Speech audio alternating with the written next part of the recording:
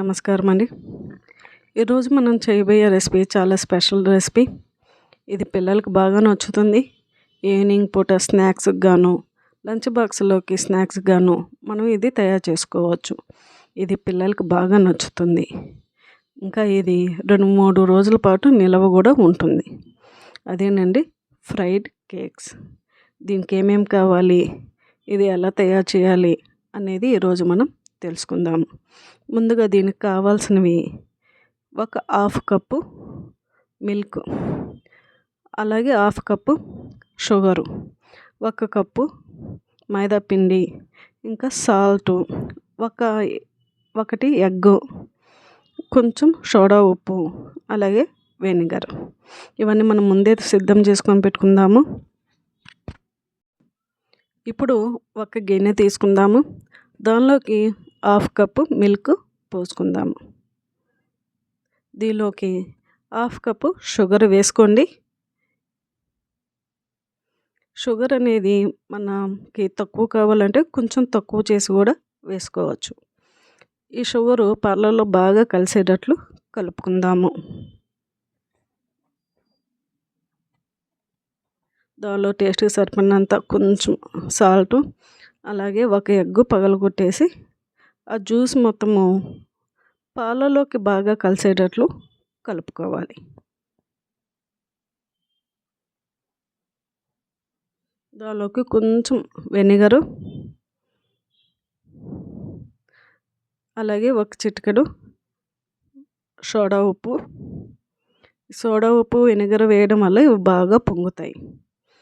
దీనిలోకి 1 కప్పు మైదా పిండి వేసి ఎక్కడ ఉండలు లేకుండా చక్కగా క్రీమీలాగా కలుపుకోవాలి.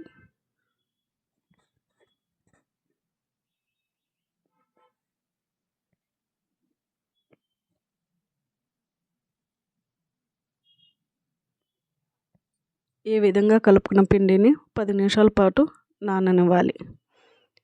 మనం ఒక బాండీలోకి డీప్ ఫ్రైకి సరిపడినంత నూనె పొయ్యి మీద పెట్టి నూనెని వేడెక్కనివ్వాలి. దీనిలో గుంట గరిటె ఒకటి తీసుకొని అది నూనెలో పెట్టేసి గుంట గరిటెలో కొంచెం నూనె వచ్చే వరకు ఉంచుకొని దానిలోకి మనం ముందుగా రెడీ చేసుకున్న పిండిని ఈ విధంగా పోసి ఆ గరిటెను నూనెలోకి ముంచాలి. ఈ విధంగా చేయడం వల్ల మనం వేసిన పిండి కొంచెంసేపటికి గరిటె నుండి వేరుపడి పైకి తేలుతుంది. ఈ విధంగా వేయడం వల్ల ఇవి చాలా రౌండ్గా వస్తాయి.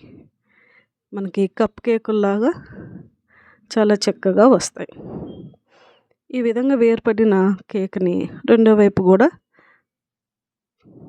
ఫ్రై చేసుకోవాలి. ఈ విధంగా తిప్పి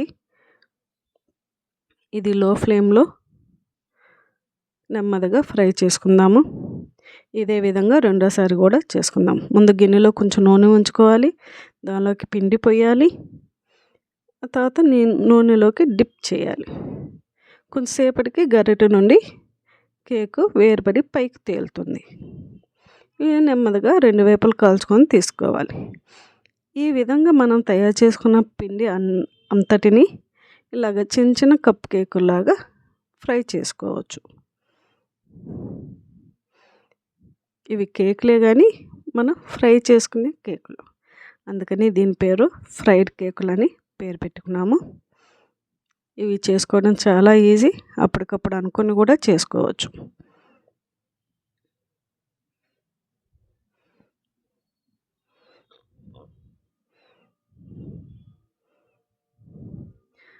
అదే గరిటె లేకుండా మనం విడిగా పోస్తే అవి రౌండ్ షేప్ రావు.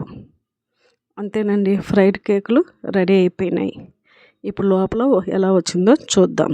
ఈ విధంగా కట్ చేసి చూస్తే చూడండి, లోపల చాలా బబుల్స్ లాగా చాలా బాగా పొంగింది.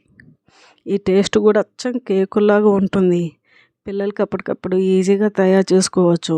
టేస్ట్ కూడా బాగుంటుంది. పిల్లలు కూడా బాగా లైక్ చేస్తారు.